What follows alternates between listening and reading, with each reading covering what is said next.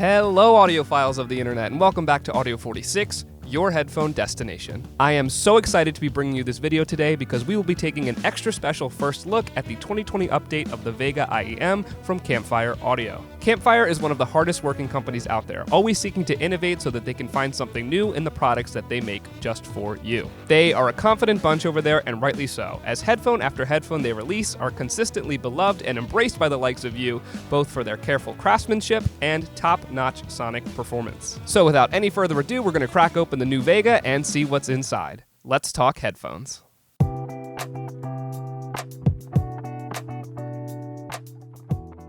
The new packaging here is in line with what Campfire Audio has done with all of their new 2020 releases, featuring the same box type as the Andromeda and the Dorado. It has the exterior paper shell, which folds in over the box and is this really nice scarlet color here with some silver night sky detailing. On the inside, you have the same color and material that flips up here to reveal your zipper case.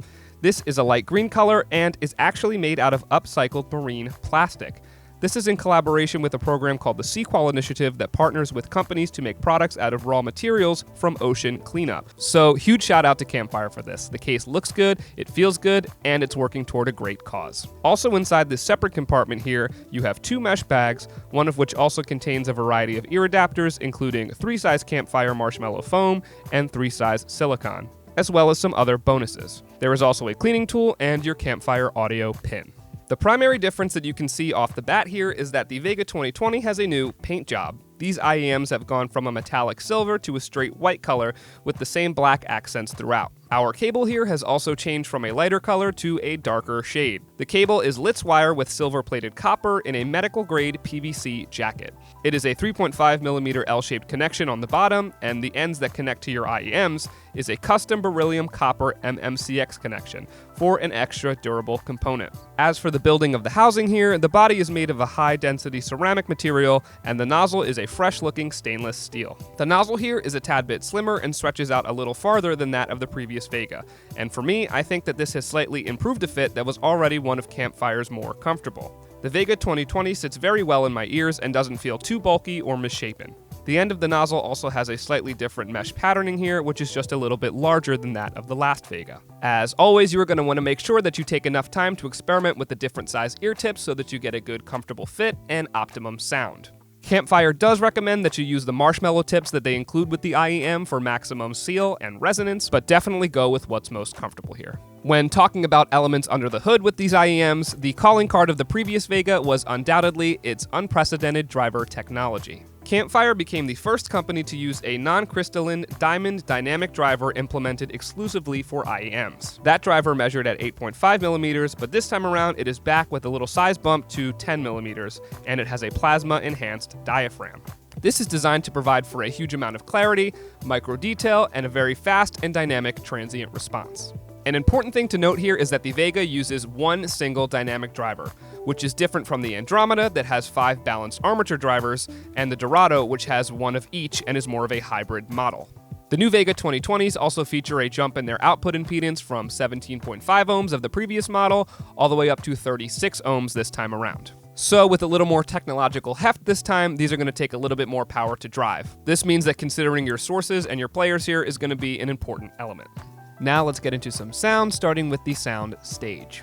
The stage here is quite impressive for how wide it can get as an IEM. If you have these in with a tight seal and a decent amount of volume, the stereo image becomes very pronounced and can even get semi-holographic here. But this is all without losing its sense of spatial accuracy. The sound here extends all the way to the edges of the earpieces and even leaks out a little bit, giving a bit of the 3D type characteristic you might get from over-ear open-back headphones, which is a huge plus for a model that is this compact. If there was an area to quibble about here, it would perhaps be that the height of the image is not quite as strong as its lateral elements, leaving a lot of the high clarity details feeling more spread out when they could afford to have a bit more depth. But overall, this is a very satisfying stage for an IEM and one of the big strengths of this update. The frequency response here is listed as a pretty low 5 Hz to a more standard 20 kHz. Given this, it is no surprise here that, like its earlier version, the Vega 2020 has a lot to say in the low-end department. Bass frequencies are very prominent here and have a large presence, but they have shed some of the more dominating qualities that existed in the earlier Vega. Some probably found the low-end response in the last model to be a bit overbearing, but I personally enjoyed the amount of deep rattle. The response here this time is just a little bit more natural and overall balanced. The sound is definitely a little thinner, but bass elements are legible and have a good amount of separation and articulation.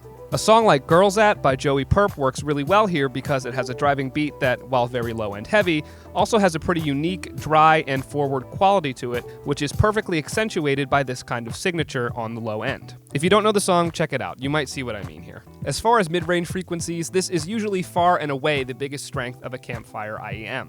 But this model surprisingly features a response here that is a little more reserved. There is still a great amount of clarity and definition, like I mentioned earlier, but the different mid-frequencies are a little bit recessed throughout in a way that is noticeable and a bit of a departure, especially from the last model. Sounds are generally warmer and there's a bit of low-mid extension, but the bridge from the high mids into the treble space is definitely scaled back a bit here. As far as the high-range frequencies here, these return to an output that is pretty excellent as they are strong and detailed, but definitely skew toward being a bit more natural sounding. You won't find any added juice here to provide for more sizzle or sparkle on the top end. This complements the rest of the signature well and leaves the signature feeling and tending toward a bit more natural definition, but still with the character that the general U-shape of the more recessed mids will provide. Overall, these IEMs definitely make for a different experience than I expected going in, especially given the characteristics of the prior model. The Vega 2020 has just a little bit less colorization than its previous iteration, but if you are more analytically and reference-minded, then this may be a welcome change. So of course, as always, personal preference will play a large role.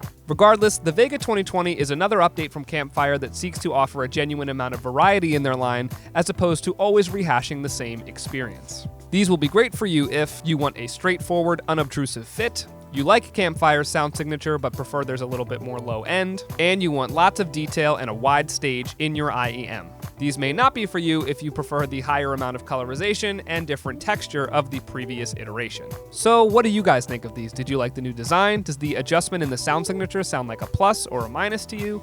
Let me know in the comments down below. And while you're down there, don't forget to hit the subscribe button so that you never miss another video from our channel. If you want to learn more about Campfire audio products or anything that we carry in our store, then please feel free to visit our website at audio46.com to check out our blogs and other reviews. And as always, if you happen to find yourself in New York City, then please drop into our brick and mortar store on 46th Street to come say hello and try out these or any other pair of headphones for yourself. That's all for today, guys. I hope you enjoyed this video. My name is Franco, once again with Audio 46, your headphone destination, and I will see you all soon.